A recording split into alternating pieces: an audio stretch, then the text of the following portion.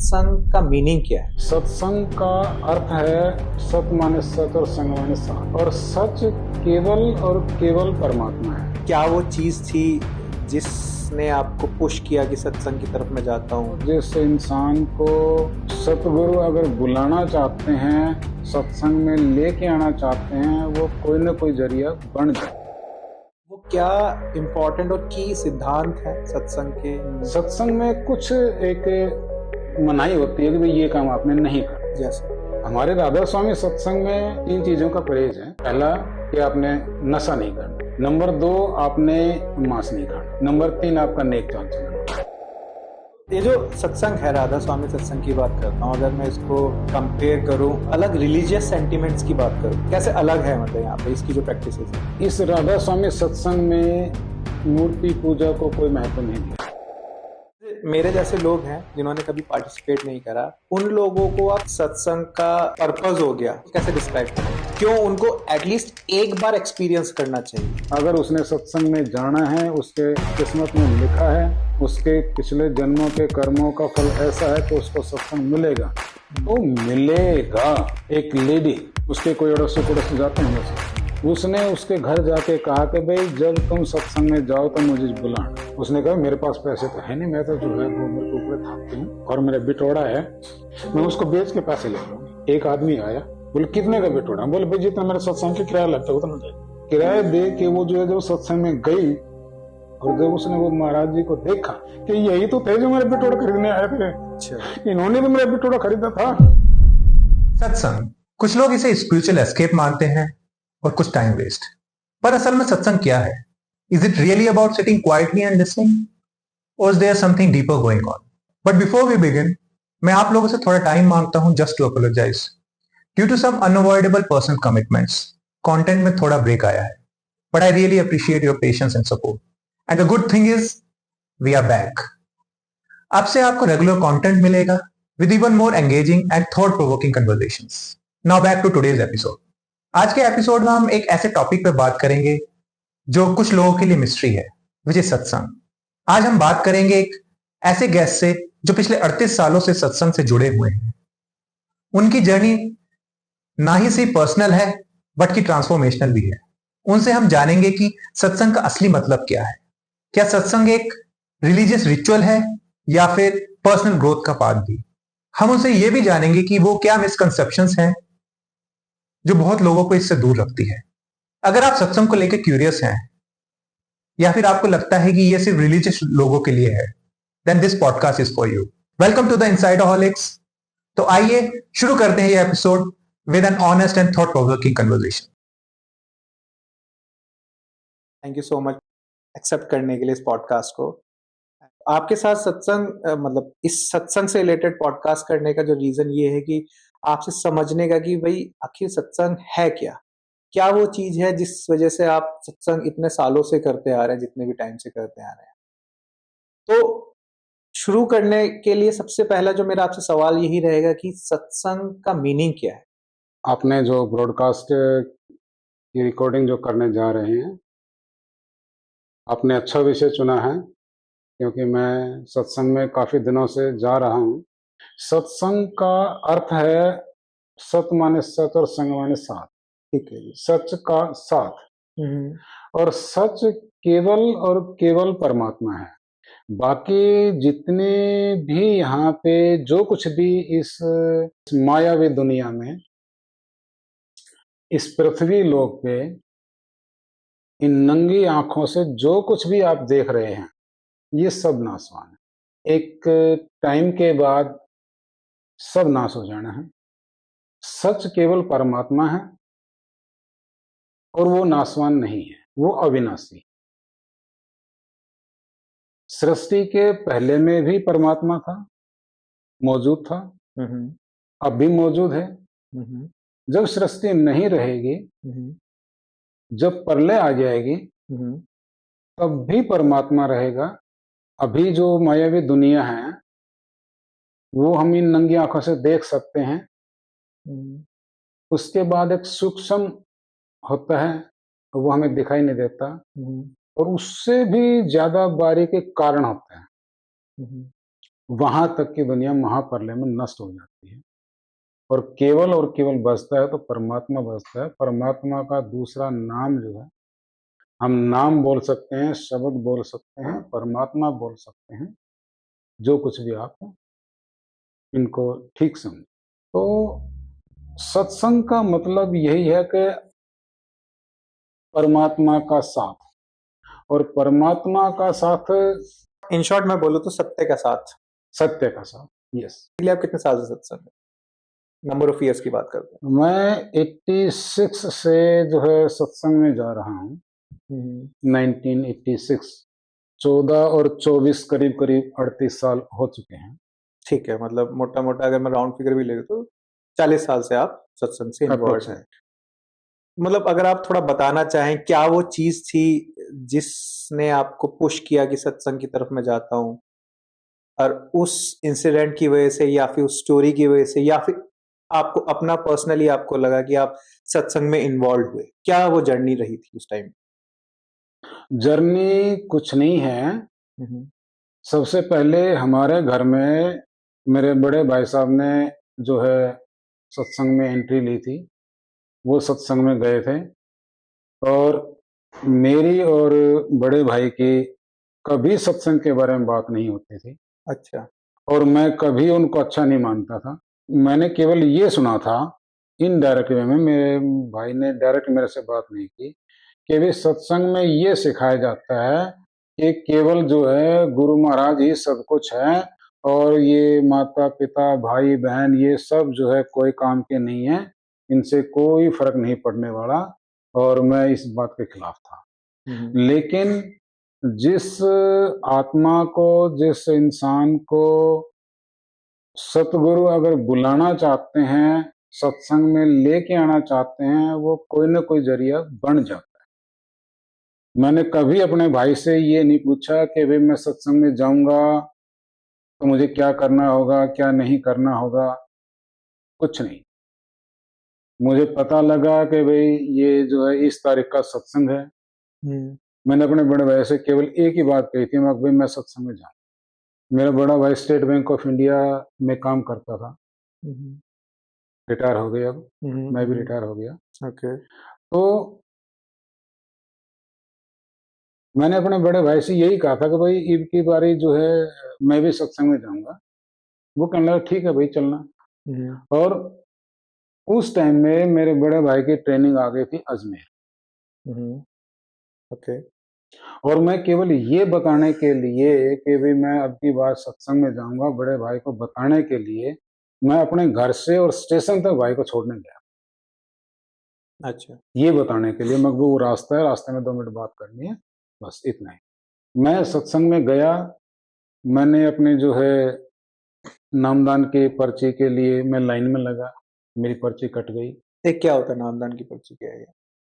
नामदान की पर्ची का मतलब है कि जब किसी को उपदेश लेना होता है, पार्टिसिपेशन करना होता है आपका मतलब ये है? नहीं, पार्टिसिपेशन नहीं। पार्टिसिपेशन तो आप किसी भी तरह से कर सकते हो।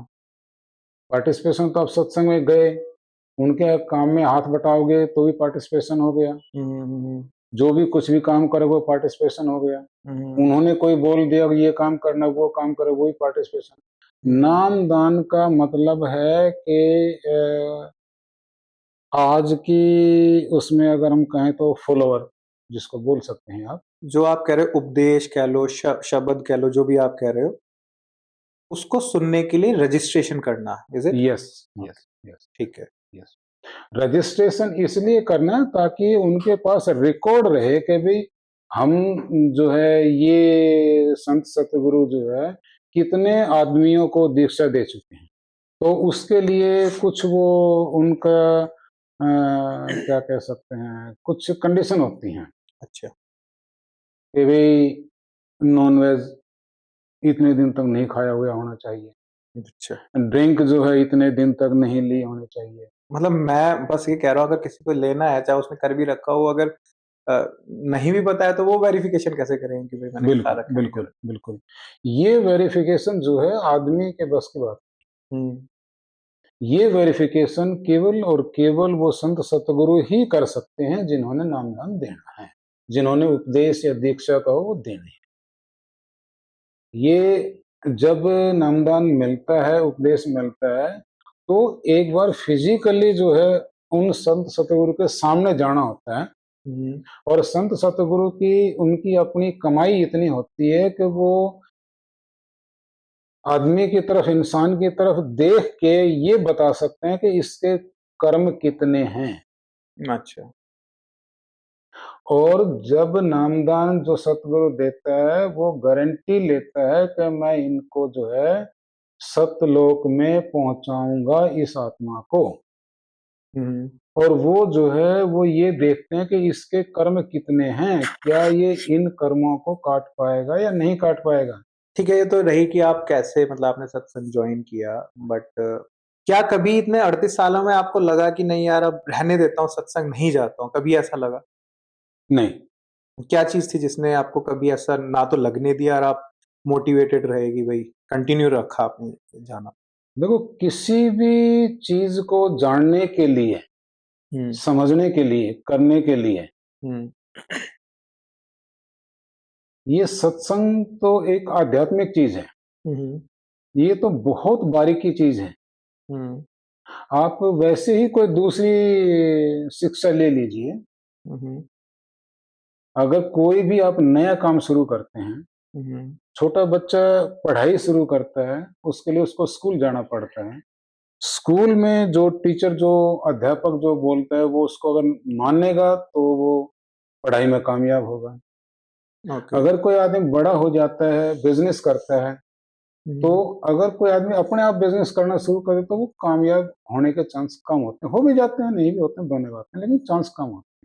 अगर कोई आदमी प्रैक्टिस करता है, पहले जो आदमी बिजनेस करता है उसके साथ बैठता है, उठता है, समझता है, सारी चीज जान के तब अगर शुरू करता है और जो वो नियम बताता है उस नियम का पालन करता है, तो उनका परसेंटेज कामयाब होने की ज्यादा होती है। हाँ, मतलब उसमें बेसिकली आप ये कहना चाह रहे हो डिसिप्लिन रहे और थोड़ी सी अंडरस्टैंडिंग रहे, डिसिप्लिन रहे। और दूसरा, जो वो बात बताते हैं कि भाई आपको ये काम करना है और ये काम नहीं करना, जो दीक्षा जो देते हैं उसकी जो प्रैक्टिस करनी था, जिसको मेडिटेशन कहते हैं, वो मेडिटेशन जितने टाइम के लिए, जिस टाइम पे, जिस पोजीशन में वो बताते हैं, अगर उस पोजीशन में उतने टाइम पे और उसी हिसाब से की जाए।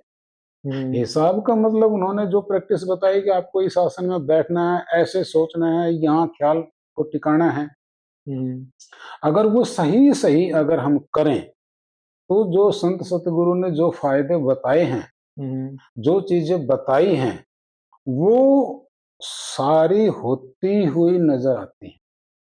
और जब किसी चीज का आपको फायदा मिलता है, शांति मिलती है, अंदर तसल्ली मिलती है, तो आपका वहां पे उस तरफ लगाव ऑटोमेटिक ज्यादा हो जाता है।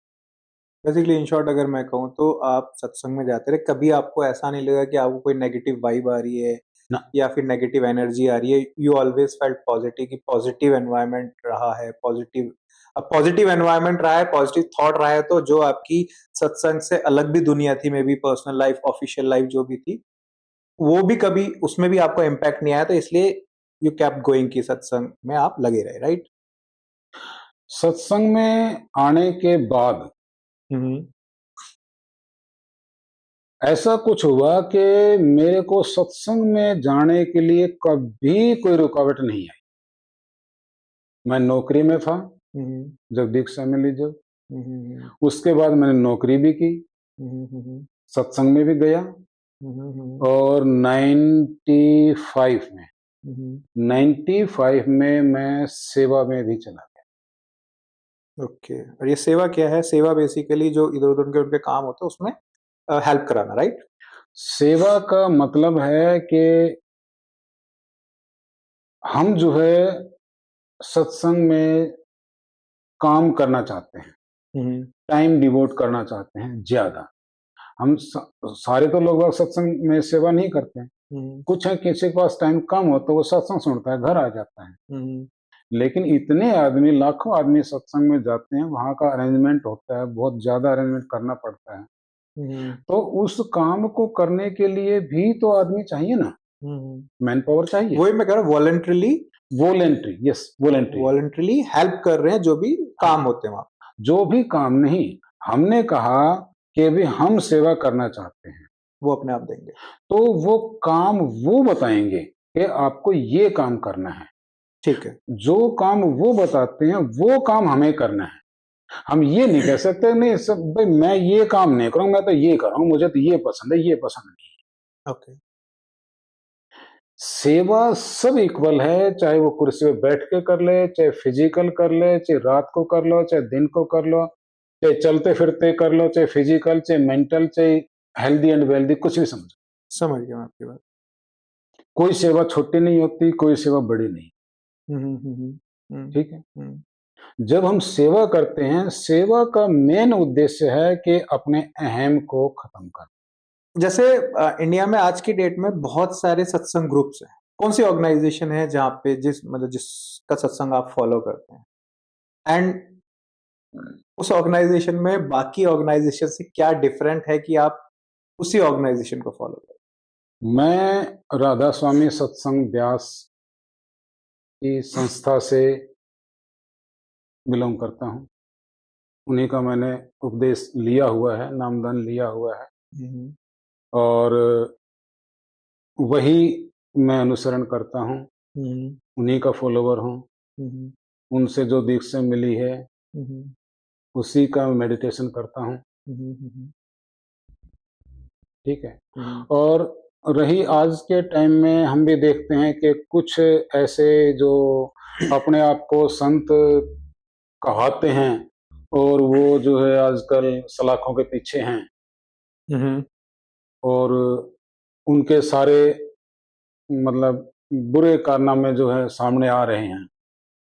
आज के टाइम में इस दुनिया में बहुत से आदमी जिनकी संख्या बहुत ज्यादा है, बहुत दुखी हैं, उनको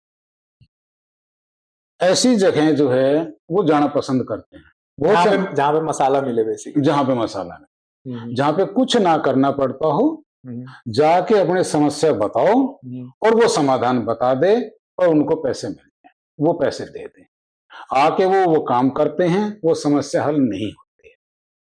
बहुत से लोगों ने आजकल ये धंधा बना लिया है, कमाई का धंधा, कि भाई इतना जो है चढ़ावा आएगा और इतना काम हो जाएगा, इतना पैसे का मालिक बन जाएगा।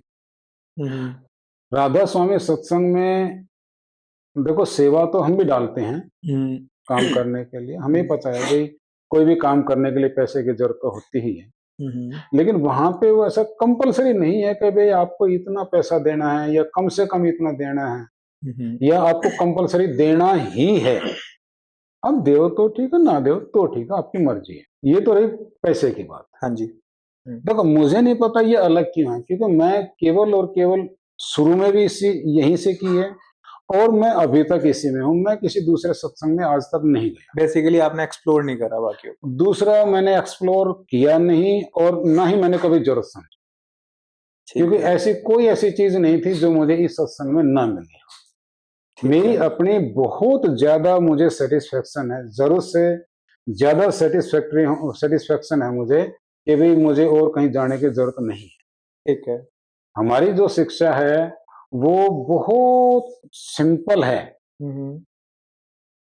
क्या है कि हमारे जो भी दुख तकलीफ जो हमें मिलते हैं, हमारे जीवन में आते हैं, वो ऐसा है, वो हमारे कर्मों का ही फल होता है, हमारे कर्मों का ही नतीजा होता है। कई बार हम देखते हैं सब कुछ अच्छा करते हैं, हमें कंफर्म होता है कि हम ये काम कर लेंगे, फिर भी नहीं होता। वो सारे हमारे पिछले कर्मों का नतीजा ही होता है। कई बार हम देखते हैं कि हम थोड़ा सा काम करते रहो, हमें वो काम पूरा हो जाता, सफलता मिल जाती है। उसमें ये नहीं है कि भाई किसी ने हमारी हेल्प की है, ये हमारे पुराने कर्मों का नतीजा है। हमने अच्छे कर्म किए हैं, हमें अच्छी खुशी मिलती है, हमें अच्छा जीवन में सब कुछ अच्छा लगता है। जब हमारे बुरे कर्मों का नतीजा होता है तो हमें थोड़ी दुख तकलीफ मिलती है। सत्संग में जाने के बाद हमें इतना ज्ञान हो गया कि भी जो भी जीवन में दुख तकलीफ आती हैं वो हमारे बुरे कर्मों का नतीजा है और वो हमें भुगतने ही पड़ेंगे। ठीक है। अगर हमें तसल्ली है तो क्या है कि हम सत्संग में जाते हैं तो हमें इतनी वो क्या बोलते हैं कि हमें पता लग जाता है कि भाई हाँ कंप्लीट हमारे बुरे कर्मों का ही नतीजा है और उनको हम जो है हंसते हंसते उस दुख तकलीफ से पार हो जाते हैं। ठीक है जी। और संत सतगुरु हमारी इतनी मदद करते हैं, अगर उस दुख तकलीफ में पैसे की जरूरत है हम्म, तो पैसे का भी इंतजाम हो जाता है। अच्छा, किसी आदमी की हेल्प की जरूरत है वो भी इंतजाम है। तो मैंने कई बार ऐसा देखा है कि मैं किसी को नहीं जानता, कोई न कोई आ जाता है ओके, हेल्प करने। ओके।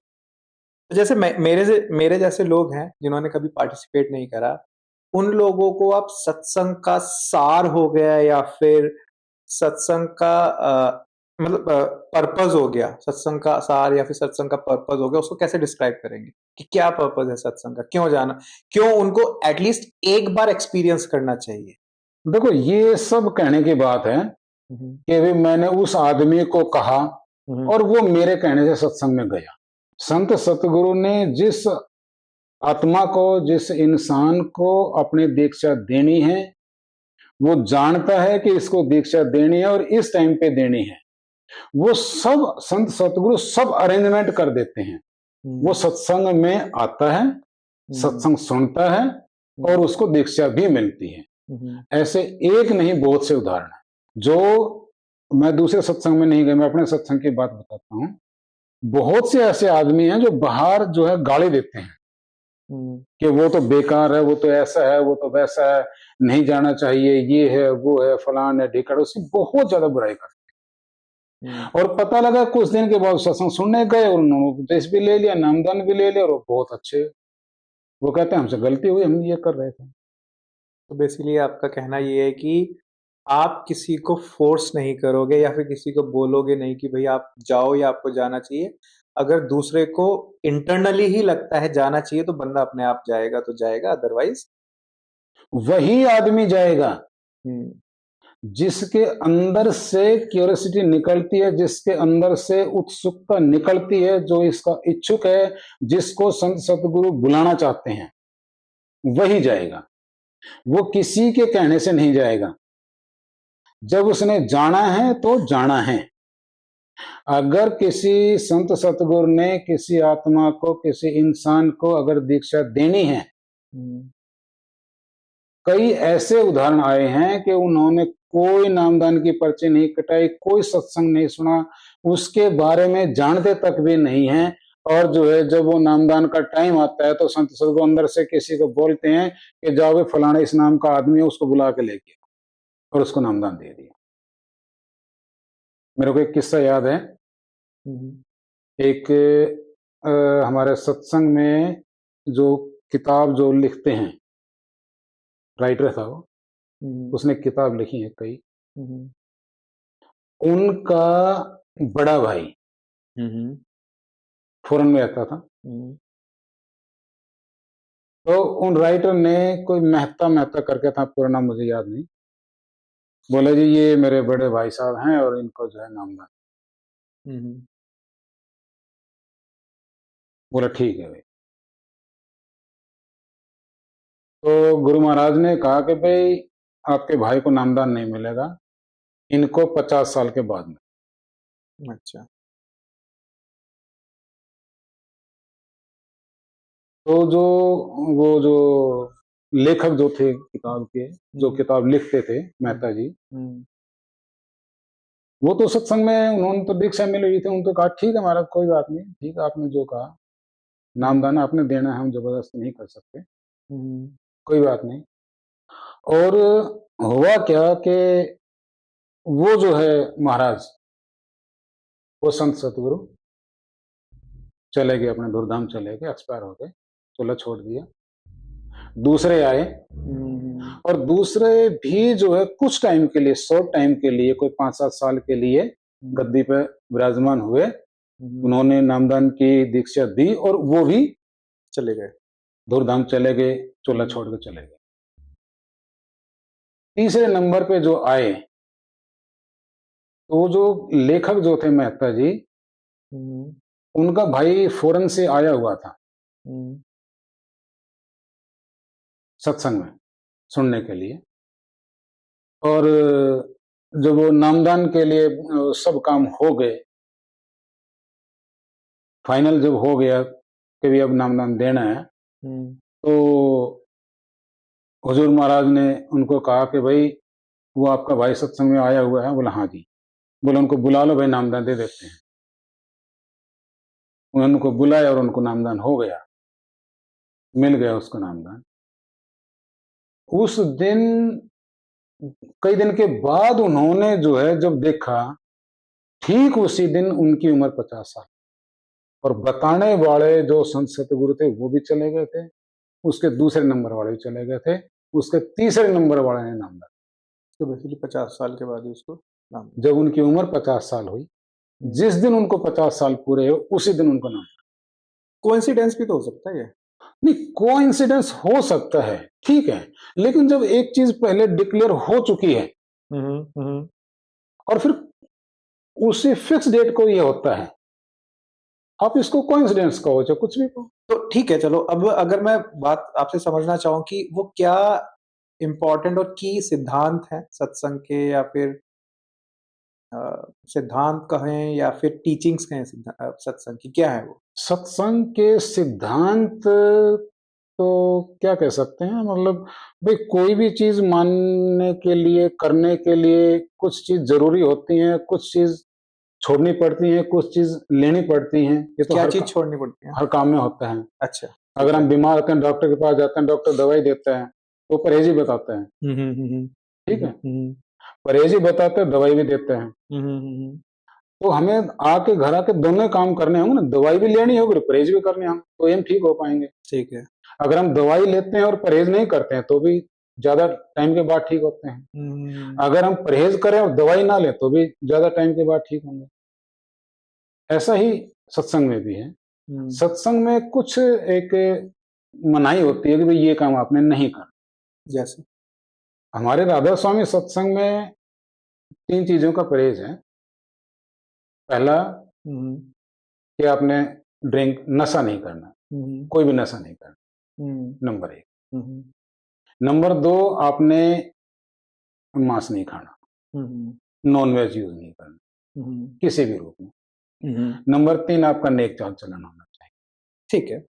तो ये जो सत्संग है, राधा स्वामी सत्संग की बात करता हूँ, अगर मैं इसको कंपेयर करूं अलग, हमने बाकी सत्संग ऑर्गेनाइजेशन से तो इसको थोड़ा सा डिस्कस कर लिया हमें, बट मैं अलग रिलीजियस सेंटिमेंट्स की बात करता हूँ। रिलीजियस सेंटिमेंट्स हो गए या फिर स्पिरिचुअल सेंटिमेंट्स हो गए, प्रैक्टिसेस हो गई, जस्ट लाइक मुस्लिम में जैसे वो कुरान वगैरह को मानते हैं, ईसाई में लोग, हिंदू में भी यहाँ पे मंदिर वगैरह की ज्यादा स्पिरिचुअलिटी मतलब प्रैक्टिसेस वगैरह होती हैं, रिलीजियस प्रैक्टिसेस जो होती है, कैसे अलग है मतलब यहाँ पे इसकी जो प्रैक्टिसेस है सत्संग की प्रैक्टिस?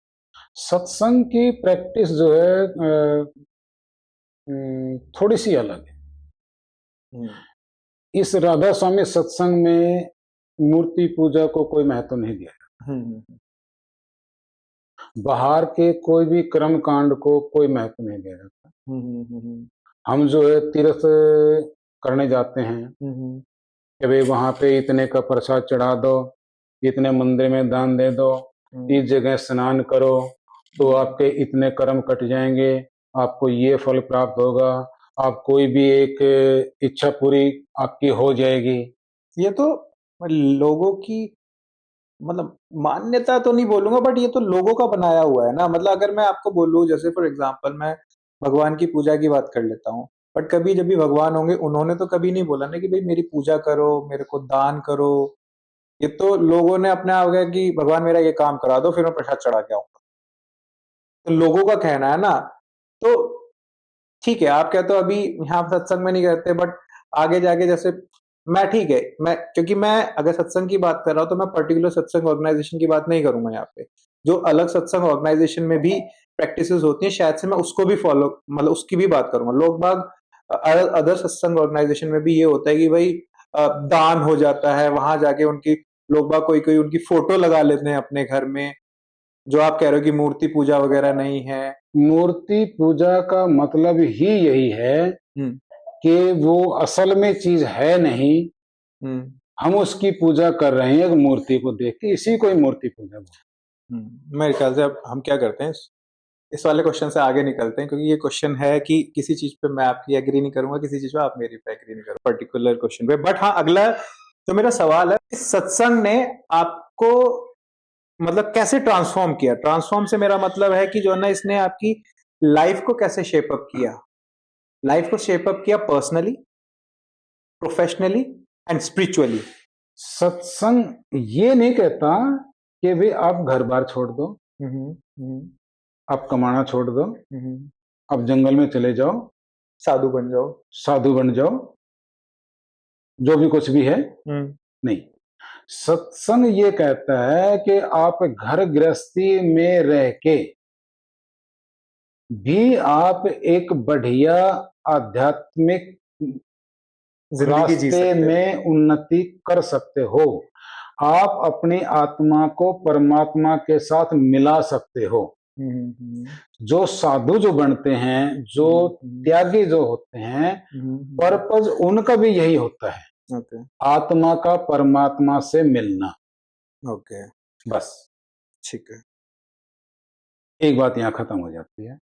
दूसरी के सेप कैसे आए? सेप का जहां तक है, अगर हम किसी चीज की को फॉलो करते हैं, उसका नियमों का पालन करते हैं, उसके जो परहेज जो हैं, जो चीज नहीं करनी उसको ही मानते हैं, तो हमारे सत्संग में तो ये शिक्षा दी जाती है कि भाई आप सतगुरु का काम करो, सतगुरु आपका काम करेंगे। हमारा काम है जो सतगुरु ने हमें कहा है, हमें वो काम करना है। उतने ही टाइम हमें मेडिटेशन में बैठना है। ठीक है। दिन में हमें हक लाल की कमाई करनी है। हमें कोई ऐसा काम नहीं करना जिससे किसी दूसरे को की आत्मा को परेशानी हो, दुख पहुंचे। ठीक है। नंबर 1। नंबर 2, उसके बाद जो मनाही किसी चीज की बताई हुई है, वो उधर काम हमें नहीं करना। ठीक है। तो जब हम ये सारा काम करते हैं, तो हमारे संत सतगुरु हमारी सारी जिम्मेवारी उठाने के लिए तैयार है। हमें कोई फिक्र करने की जरूरत नहीं होती है कि भी हमारा आगे कौन सा काम अटकेगा, उसका हल अटक गया तो कैसे होगा। हमें किसी चीज की फिक्र करने की जरूरत नहीं। हमारे जो गाइड हैं, वो सारा अरेंजमेंट ऑटोमेटिक हो जाता है, कर देते। चलो, ये तो स्पिरिचुअली हो गया बेसिकली। हाँ, मैं तो स्पिरिचुअली बोल रहा हूँ। अगर मैं प्रोफेशनली या पर्सनली की बात करूँ, वो पर्सनली है, बस स्पिरिचुअली और पर्सनली दी जाए, इसमें प्रोफेशनली को समझ मैं समझ नहीं पाता। जो एक सत्संग का सेशन रहता है, टिपिकली उसमें क्या इन्वॉल्व रहता है? सत्संग सेशन में एक परिचय होता है, वो बोल के बताता है कि भाई ये शब्द है, ये फलाने महाराज का, फलाने गुरुजी का है, उन्होंने इस शब्द की व्याख्या ऐसे की थी, वो उसको दोहराता है। ठीक है, चलो ठीक है। अब हम आगे पे बात करते हैं। जैसे आप 38 ईयर से सत्संग जा रहे हो, आपके बड़े भाई भी उससे पहले आप ने बताया जा रहे थे, फिर आपके बच्चे भी गए, तो आपने मतलब जनरेशनल चेंज जो यहाँ पे आया, मतलब आपके बड़े भाई, फिर आप, फिर बच्चे, फिर मे भी उनके बच्चे भी अगर आज जा रहे हो या जाएंगे, तो आपने वो जनरेशनल चेंज क्या देखा है? मतलब कि लोगों के पार्टिसिपेशन। इसमें थोड़ा सा हमारा काम उल्टा है। हाँ जी, बताइए। आप जनरेशन चेंज की बात कर रहे हो। जनरेशन चेंज में आता है कि हमारे पहले या तो ग्रैंडफादर जाते होंगे या फादर जाते होंगे। बिल्कुल। यहाँ हमारा उल्टा है। क्या है बताओ। पहले मेरे बड़े भाई साहब गए थे सत्संग में, अच्छा। उन्होंने सत्संग में वो उपदेश लिया था। हम्म। उसके बाद मैं गया, हम्म। ठीक है। हम्म। उसके बाद मेरे पेरेंट्स गए, अच्छा। उसके बाद मेरा छोटा भाई गया। ठीक है। तो ये थोड़ा सा उल्टा है। ठीक है, बट आपने फिर भी, बट डिफरेंट डिफरेंट जनरेशंस ने पार्टिसिपेट किया ना सत्संग में, तो उनके पार्टिसिपेशन में क्या डिफरेंस देखा आपने? इसमें कोई डिफरेंस नहीं होता है। हम्म। सत्संग की शिक्षा सबके लिए एक है। हम्म। कोई बाप है, बेटा है, दादा है, पोता है, भाई है, चाचा है, ताऊ है। शिक्षा एक है, शिक्षा सबके लिए लेकिन एक है। शिक्षा ग्रहण करने वाले अलग हैं। शिक्षा ग्रहण करने वाले अलग हैं। है? वो उसको कितना फॉलो करते हैं, कितना मानते हैं, क्वेश्चन यही है। कितना उसका पालन का मतलब कितनी देर मेडिटेशन करते हैं। तो ये जो सवाल है ना, ये सवाल यही है, मतलब कि सीबीएसई के कोर्स स्ट्रक्चर सेम है, स्टूडेंट्स अलग अलग हैं, कुछ अलग चीज ग्रहण करता है, कोई अलग चीज ग्रहण करता है, कोई ग्रहण करता भी है, कोई नहीं ग्रहण कोई करता है, 33 से पास होता है, कोई 50 से, कोई कोई फेल 60 हो से, जाता है कोई फेल भी होता है, किसी है का ना। 90 प्लस भी तो आता जो है। सवाल ये है कि जो शिक्षा ग्रहण कर रहा है, उनके पार्टिसिपेशन में क्या डिफरेंस दिखा। फॉर एग्जाम्पल, जैसे आपने करा कि अगर कोई कहता है कि शिक्षा दी गई कि आधे घंटे। पार्टिसिपेशन का मैं बताता हूँ, पार्टिसिपेशन का ऐसा कोई वो माप नहीं है कि भाई फलाने ने जो है 20 साल, 30 साल, 40 साल, 50 हो गए उपदेश लिए हुए, तो इसका पार्टिसिपेशन तो बहुत ज्यादा होगा, इसके तो मैं बहुत ज्यादा इसको नॉलेज सवाल होगी। को ट्वीक करता हूँ थोड़ा सा। पार्टिसिपेशन से इसमें ये है कि थॉट प्रोसेस की बात कर रहा हूँ मैं यहाँ,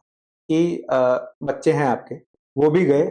मेरा जानना आपसे यही था कि क्या आपको लगा कि भाई आगे जनरेशन अपने हिसाब से चलती है, वो नहीं समझे, मैंने ये शुरू सवाल है। में एक क्वेश्चन के जवाब में बताया था हम्म। कि जिस आदमी को सत्संग में जाना है उसका फिक्स होता है उसकी के इसने लाइफ में सत्संग में जाना है। जिस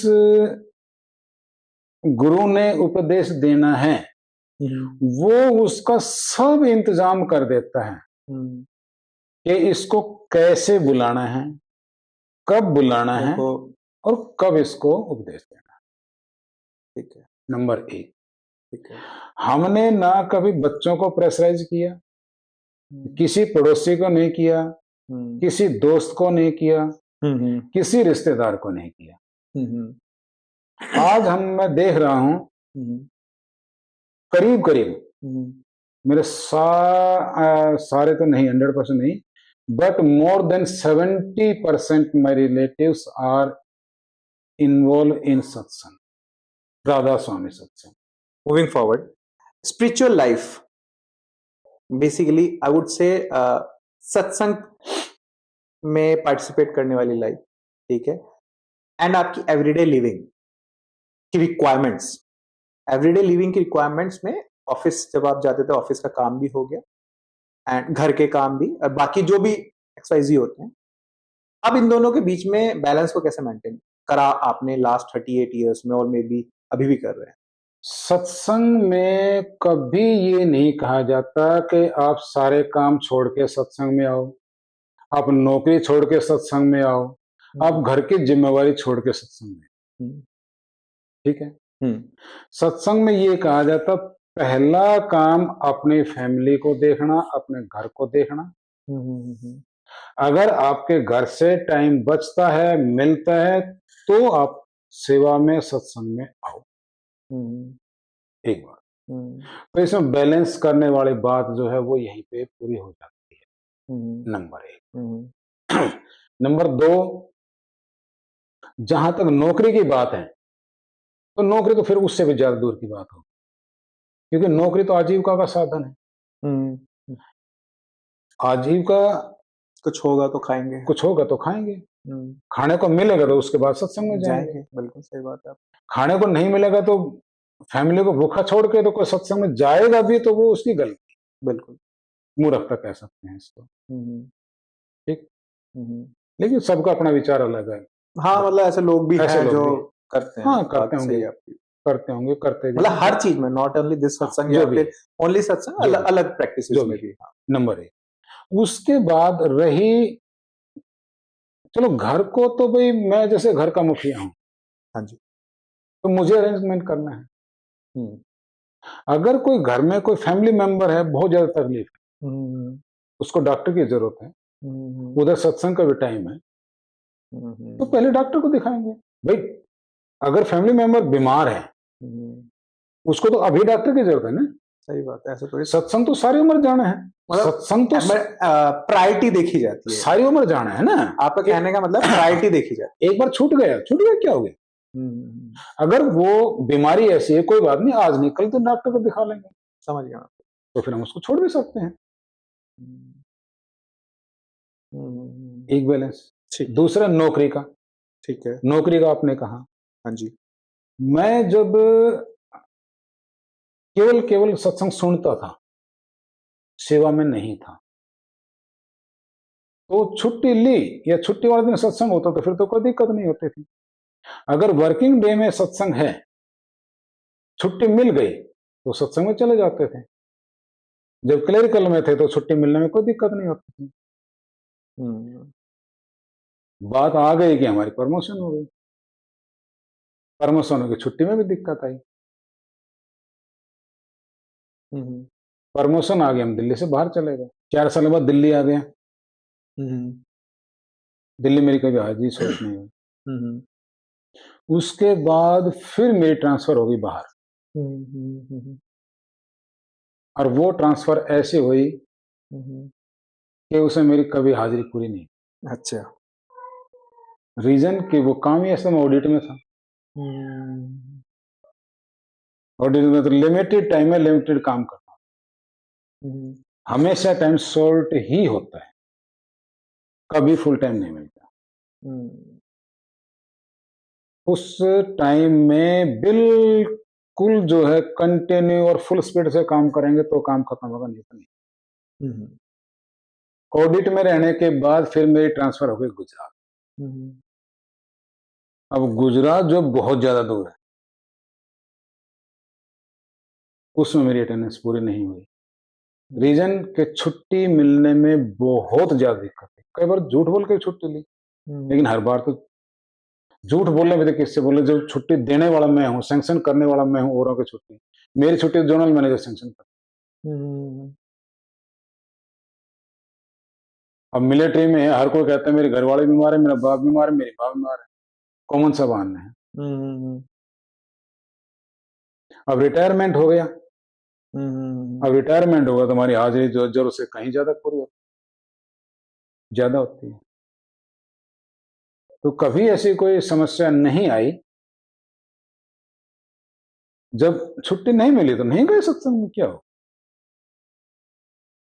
यही बैलेंस है। समझ गया। आराम से छुट्टी में आपने अपना काम है कोशिश करना। हमने कोशिश की छुट्टी लेने की, छुट्टी मिल गई, हम सत्संग में आ गए। हमने रिक्वेस्ट करी, हम रिक्वेस्ट कर सकते हैं, अप्लाई कर सकते हैं, हाथ जोड़ सकते हैं कि साहब छुट्टी दे दो। नहीं छुट्टी मिली, कोई बात नहीं गए भाई। अगला सवाल जो बेसिकली हम पहले भी डिस्कस कर रहे थे कि जो आजकल की दुनिया है, एक तो बहुत ज़्यादा डिस्ट्रैक्टेड है, किसी भी चीज़ किसी भी सेंस में डिस्ट्रैक्टेड है, एंड दूसरा स्ट्रेस भी बहुत लोगों को आज के टाइम पे ज़्यादा है। तो हाउ डू यू थिंक ये जो सत्संग होता है, ये लोगों को पीस कैसे दिलाता है, एंड उसको बेसिकली सही डायरेक्शन में कैसे गाइड करता ये एक फिक्स होता है कि भाई इस रूह को, इस आत्मा को, इस इंसान को जो है है? दीक्षा मिलेगी, उपदेश मिलेगा, वो फिक्स होता है। वो बीच में जो मर्जी हो जाए, जितना मर्जी उसको काम जो है दुनिया के जरूरत के हिसाब से, समाज के जरूरत के हिसाब से, उसके अपने पारिवारिक जरूरत के हिसाब से कितना भी उल्टा होता हो, कितना उल्टा हो गया हो, वो हीरो से जीरो हो गया हो, अगर उसने सत्संग में जाना है, उसके किस्मत में लिखा है, उसके पिछले जन्मों के कर्मों का फल ऐसा है कि उसको सत्संग मिलेगा, तो मिलेगा, 100% मिलेगा। एक बार हमारे महाराज जी ने, हमारे गुरु जी ने ये बताया था। मैं सेवा में था, नामदान की सेवा में। तो नामदान की सेवा में जो क्वेश्चन हम पूछते हैं वो हम अपने रिश्तेदार को बता सकते हैं कि भाई वहां पे जाओ, ये क्वेश्चन पूछा, आपने ये जवाब देना, नामदान की पर्ची कट जाएगी, नामदान मिल जाएगा।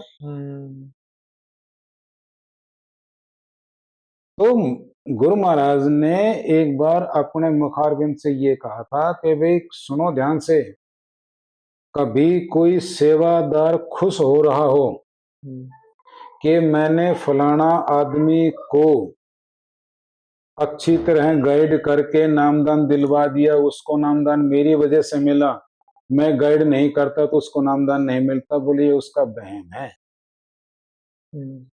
जिसको नामदान मिलना होता है उसको मिलेगा। आप चाहे कितना भी उसको काट कर लो कि तेरे को नहीं देना तो पर्ची मैं नहीं काटूंगा तेरी, तो सत्संग में कैसे जाएगा?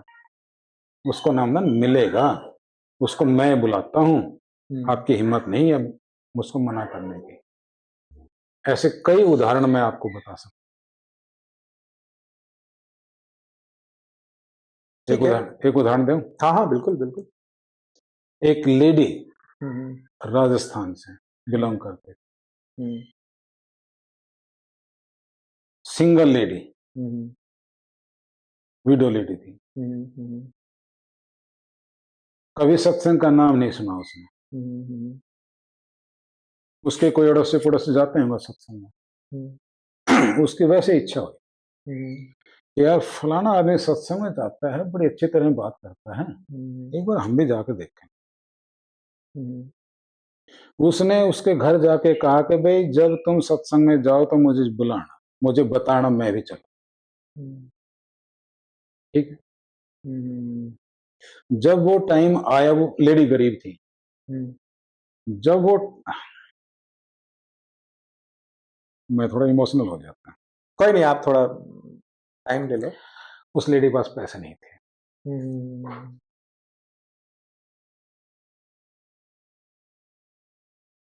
उन्होंने कहा भाई इतना किराया लगेगा और फलाना दिन जो है ये किराया हम जमा करेंगे, सेंटर से बस जाएगी, आप किराया जमा कर दोगे तो अच्छा हमारे साथ चल पड़े। उसने कहा मेरे पास पैसे तो है नहीं, मैं तो जो है गोबर के ऊपर थापती हूँ और मेरा बिटोड़ा है, मैं उसको बेच के पैसे ले लूंगी। आखिरी टाइम तक उसको कोई खरीदार नहीं मिला। एक आदमी आया, बोले माता जी मैंने सुना है कि आप थोड़ा बेच रही हैं। बोले हाँ बेच, मैंने सत्संग में जाना है। बोले कितने का बिटोड़ा? बोले भाई जितना मेरे सत्संग के किराया लगता है उतना दे। अच्छा। उसने उसको जो उससे ज्यादा पैसे दे दिए। वो जाकर रात को कहती है कभी मेरे को किराया मिल गया, ये ले किराया, मैं सत्संग में जाऊं। कई दिन पहले किराया जमा कर दिया।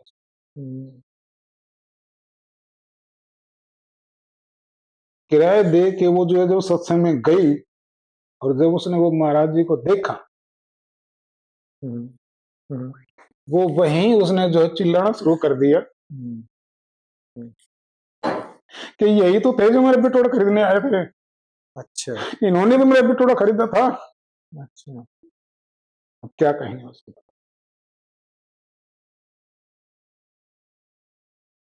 सत्संग चल रहा है और वो चिल्ला के कह रही है सबको। दूसरा एक उदाहरण मैं आपको बताता हूँ। मैं थोड़ा इमोशनल हो जाता हूँ, कोई ऐसी बात नहीं। एक आदमी मजदूरी करता था, उसको कहीं मजदूरी नहीं मिली।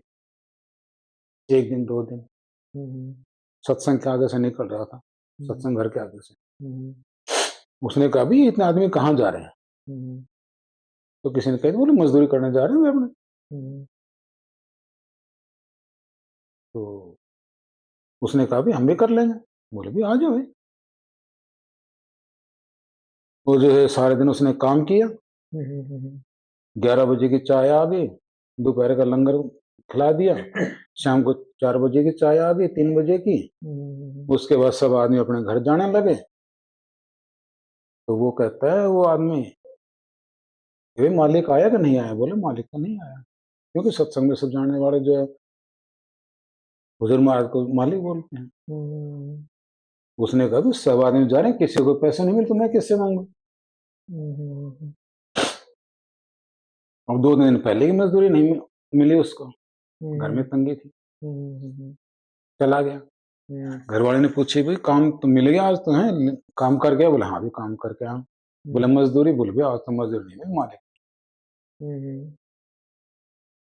कोई बात। दूसरे दिन फिर आ गए, फिर मजदूरी की। चाय के टाइम पे चाय मिल जाए, लंग खाने के टाइम पे खाना मिल जाए, शाम को सब जो अपने अपने घर चले गए। वो किसी से पूछे तो सब बोले मालिक आया? बोले नहीं। बोले मालिक आया? बोले नहीं। बोले यार तो 2 दिन की मजदूरी होगी यार, तो मुश्किल होगी। अब वो तीसरे दिन कहता है, बोला यार अब 2 दिन की मजदूरी नहीं मिलेगी अगर मैं नहीं जाऊंगा तो क्या करूं? तीसरे दिन वो आया, तीसरे दिन भी यही हुआ। दूसरे दिन के शाम को जब वो घर गया तो उसके घर वाले ने कहा भाई मजदूरी ले, नहीं तो खाएंगे क्या? कल का खाना नहीं है घर में। बोलो भाई मजदूर तो क्यों हुई है, देखो मजदूर तो मिलनी चाहिए। बिल्कुल। वो तीसरे दिन गया, गया तो उसने देखा भाई काम किया, सब आदमी काम कर रहे हैं। वो काम करके से 5 बजे छुट्टी हुई, सब सब अपने अपने जाने लगे। उसने पूछा भाई मालिक आया? बोला नहीं। उसने ये तो नहीं पूछा भाई तुम मजदूरी कैसे लेते हो? जो घर गया अंधेरे में गया, लेट। वो क्या देखते, उसे घर वाले तो नहा धोकर अच्छे कपड़े पहन के खुश। अच्छा। वो जाके गेट पे खड़ा होता है, भाई हाथ जोड़ के बोले भाई मजदूरी नहीं मिली मेरे को। बोला नहीं मिली? बोले कोई बात नहीं। बोले सरदार जी आए थे रिक्शा में, 1 महीने का राशन जमा करके। बोले आप आदमी जो है वो मजदूरी कर रहा है और उसकी मजदूरी का जो है राशन उन्होंने भिजवाया। अच्छा। अब वो जो है वो चुप भैया हुआ कैसे है? अब वो रात को दोनों मियाँ भी सलाह करते हैं, बोले हुआ कैसे? बोले यार मजदूर तो मिले नहीं मेरे को, कमाने का आया नहीं। वो घर वाले खुश यार, 3 दिन की मजदूरी में 1 महीने का राशन मिल गया, तो भाई को तगड़ा ही आदमी होगा जो घर पे दे के गया। उन्होंने सलाह की अभी कल से दोनों मजदूरी जाएंगे।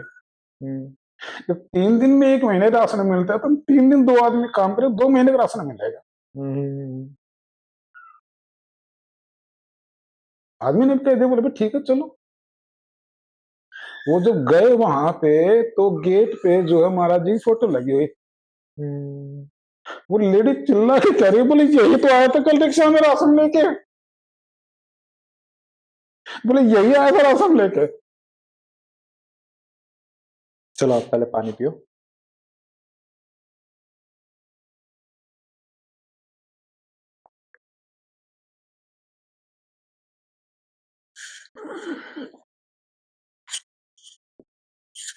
एक बार हम ब्यास गए, वो उस टाइम पे वो उन महाराज जी का आखिरी भंडारा था। उसके बाद उन्होंने चोला छोड़ दिया। हम सत्संग में गए हुए थे। उस सत्संग में और सालों की अपेक्षा बहुत ज्यादा रस था, बहुत ज्यादा रस था। जितने भी सेवादार थे सब थक रहे थे। सब बार बार यही कह रहे थे, बोले अब की बार तो संगत बहुत ज्यादा आई है यार, बहुत ज्यादा आई है। सत्संग खत्म होने के बाद उन्होंने जो है किसी मतलब बड़े इंचार्ज की बात हुई, उसने कहा महाराज जी से, बोला महाराज जी अब की बार तो संगत बहुत ज्यादा है, बहुत ज्यादा तकलीफ हुई। महाराज जी ने पता उन्हें क्या जवाब दिया? हाँ जी। बोले भाई एक भी संगत फालतू नहीं आई, जितने बुलाए थे उतने ही आए। अच्छा। बोला जितने बुलाए थे उतने ही आए हैं, एक भी फालतू नहीं आए। अच्छा। मेरे साथ तो कितने इंसिडेंट हुए हैं जो मुझे ये एहसास कराते हैं कि मेरे सतगुरु मेरे साथ हैं। अगर मुंह गिनाने लगे 2-3 दिन लग जाए। तो इस पॉडकास्ट को एक लास्ट सवाल के साथ यहीं खत्म करते हैं। तो लास्ट जो मैं पूछना चाहता हूँ वो है कि स्पिरिचुअलिटी हो गया, फुलफिलमेंट हो गया, आप कैसे डिफाइन करते हैं उसको? आदमी की तृप्ति कभी नहीं होती है। हम्म। तृप्ति का मतलब इच्छा। इच्छा आदमी की पूरी कभी होती ही नहीं है। हम्म। जिसके पास शांति शब्द का अर्थ नहीं है उसकी इच्छा कभी पूरी नहीं होती। ठीक? आप कितना भी देख लो, किसी के पास 1,000 है उसको 2,000 वाला बड़ा लगता है, बिल्कुल। 2,000 वाले को लाख बड़ा लगता है, लाख वाला करोड़पति लगता, करोड़पति को अरबपति बड़ा लगता है। आपके पास एक चीज की इच्छा है, एक चीज पूरी होगी नहीं, होने वाले होगी, दूसरी इच्छा शुरू हो जाएगी। ये तो है इच्छा की बात। तृप्ति की जहां तक बात है, जो सत्संग को सीरियसली फॉलो करते हैं वो हमेशा ही तृप्त रहते हैं। उनको पता है कि मुझे जरूरत के हिसाब से मिल चुका है, जरूरत से ज्यादा मिल चुका है।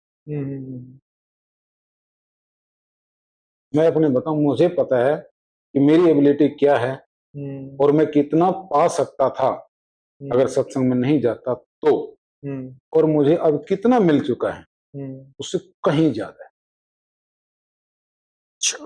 एंड थैंक यू पॉडकास्ट के लिए। एंड आई होप कि जो हमने डिस्कशन किया, ठीक है, बहुत डिटेल में था डिस्कशन। एंड जैसा आपने बोला कि कुछ बातें तो ऐसी हैं कि अगर करने बैठो तो 2-3 दिन, पता नहीं कितने दिन लग जाए।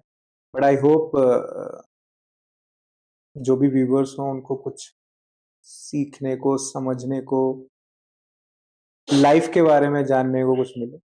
मैं थोड़ा सा ये जो आपने जो बताया उदाहरण जो मैंने दिए, क्योंकि मैं जब भी कोई भी ऐसा उदाहरण देता हूँ मैं थोड़ा सा सेंटिमेंटल हो जाता। Sorry for that. वो मेरी कमजोरी समझो या कुछ भी समझो, मैं नहीं रोक। चलो कोई नहीं, सॉरी फॉर दैट। मैं मेरा मतलब ऐसा हमारा कोई वो था नहीं कि भाई ऐसा। मतलब अगर आपके ब्रॉडकास्ट में कोई ऐसा लगे कि भाई ये तो आदमी कुछ ज्यादा ही वो है, मैं अपने वो खुशी का आंसू समझ गया, मैं नहीं रोक पाता उनको। मैं कितनी ही बार जो है, हम ज्यादा नहीं, मैं अपने मिसेज को एक बार कई उदाहरण देता हूँ, उस टाइम भी ये ऐसा हो, जब तो हम दो ही रहते हैं, किसके सामने क्या बात करना, आराम से बात करते। तो अभी भी हम दो ही हैं, अब आपके सामने 10 लोग थोड़ी ना, अभी भी नहीं, अब भी हम दो। मुझे पता है कि ब्रॉडकास्टिंग हो रही है, अब नहीं करना चाहिए, लेकिन मैं रोक नहीं पाता। चलो कोई बात नहीं, हो जाता है। चलो once again thank you so much. आपको कुछ कहना है जाते जाते? बस आपका बहुत बहुत स्वागत है। ठीक है।